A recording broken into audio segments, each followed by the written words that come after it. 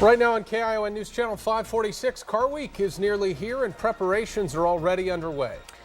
Plus, a tragedy in Minneapolis where a gas explosion brought down a school, killing at least one person.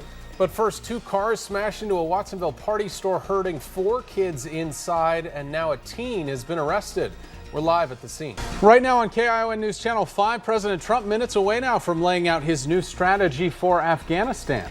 Plus, new data shows violent crime is up and property crime is down in Monterey County. What some residents are doing to make sure they don't fall victim. And the sight in the sky that everyone was waiting for, the Great American Eclipse.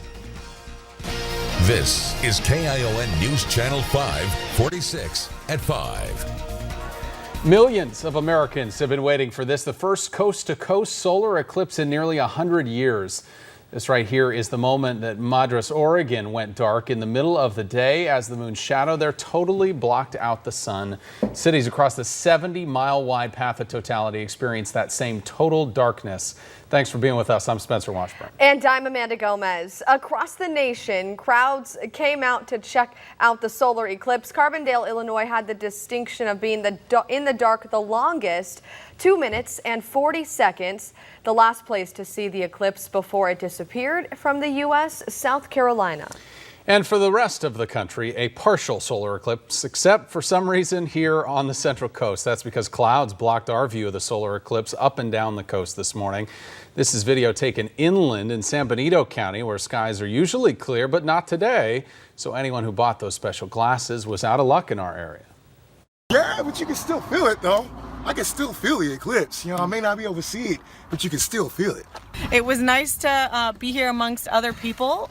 And we didn't see anything, so it's better to not see anything with other people than by yourself. Same story there at Santa Cruz. Dozens are outside UCSC hoping to catch a glimpse. Despite the clouds, though, many watched live on their phones. And not unusual for Marina, but the same problem there, another overcast morning. But astronomers at one research institute did make the best of this foggy situation. And KION's Paul Dudley is live in Marina today. KION News Channel 546, a New York City police officer and mother of 3 shot and killed on the 4th of July. I never wish to take anybody's life. Plus, a man convicted of hitting and killing a Salinas teenager is sentenced during an emotional court hearing. And 4th of July fires, a home damaged and car destroyed in 2 separate incidents, and why fireworks could be to blame. This is KION News Channel 546 at 5. The man accused of hitting and killing a teenage girl in Salinas is going to prison. Thanks for joining us. I'm Spencer Washburn. And I'm Amanda Gomez. Before we get to that emotional court hearing, we want to begin with a fire that left several people without a home in Salinas, and fireworks could be to blame. This is what the house looked like this morning. It's at the corner of Kia and Market Street in East Salinas. Several people were inside when the fire tore through the roof. Fire crews believe fireworks are responsible. KION's Paul Dudley live at the scene with more on this investigation. Paul, this is the kind of story we were hoping we didn't have to hear today. Right now on KION, the president's pick to lead the FBI gets grilled in a Senate Judiciary Committee amid the Russia meddling firestorm. Plus, removing striped bass from the Carmel River for the first time in an effort to protect endangered species. But first, beachgoers ignoring a ban put in place after a shark attack in Santa Cruz despite a big fine. This is KION News Channel 546 at 5.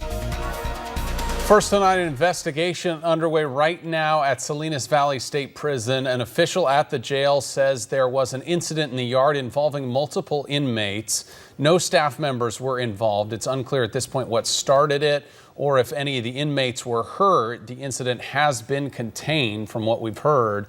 We're going to continue to follow this, bring you any developments as we learn more. Welcome back. We want to get back to that story that we told you about at the top of our show. At Salinas Valley State Prison, officials now saying they're investigating an attempted homicide that sparked a riot there. Happened about 3 this afternoon when 2 inmates started fighting in the yard. Leading to that riot, about 20 inmates were involved. Officials say staff members quickly stopped the riot and later found inmate-made weapons. 5 inmates did suffer some cuts. 1 had to be airlifted to a hospital. Right now on KION News Channel 546, a shooting investigation in Salinas after a woman walking on a street in broad daylight is hurt. Plus, breaking down the numbers of officer-involved shootings in Monterey County and how many were drug-related. But first, the Soledad boy at the center of an Amber Alert, now back home, and the suspect in custody tonight. This is KION News Channel 546 at 5.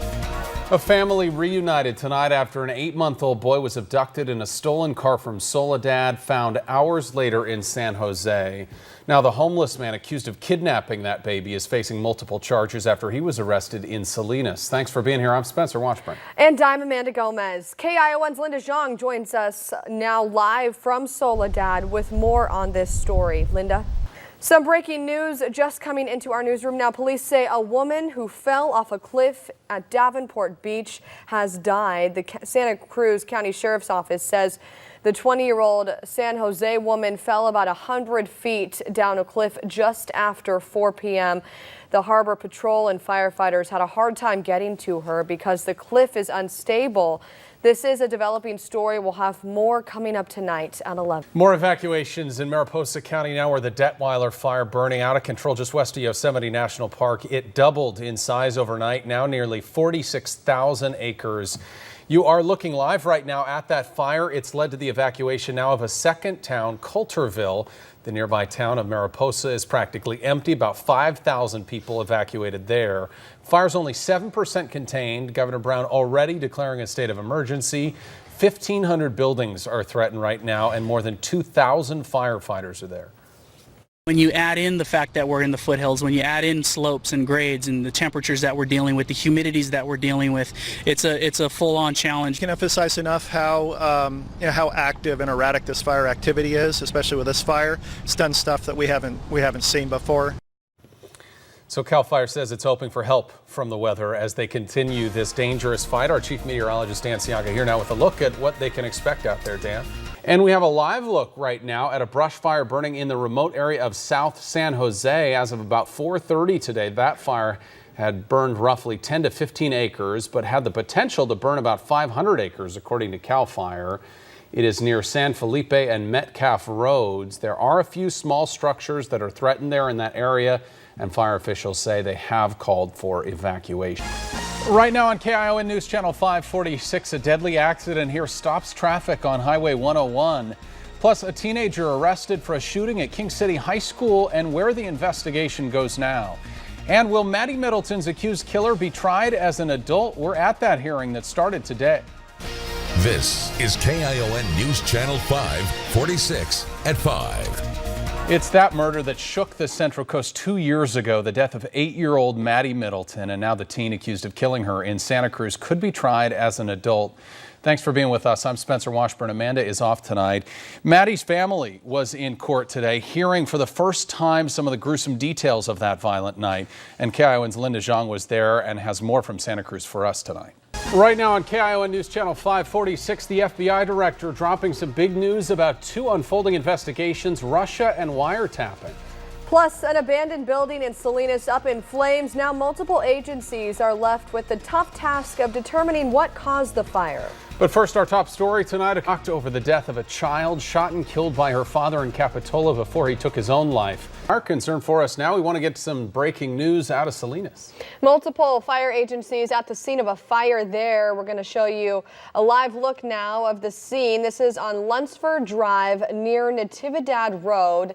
Neighbors initially reported a building on fire there, but as you can see, it looks like a carport there caught on fire. Crews still working on hot spots there right now, working to put out some of the cars that caught on fire. We don't know if anyone was hurt at this point. This is a developing story. We have a crew on scene and we'll continue to follow this and bring you the latest developments as we learn more about what happened. We are just hearing from Caltrans tonight that the demolition of the Pfeiffer Canyon Bridge is now underway again. Caltrans says they had more issues with the crane today, but they were eventually able to start demo. It was put on hold for the first time on Monday when the bridge proved to be too strong for a wrecking ball.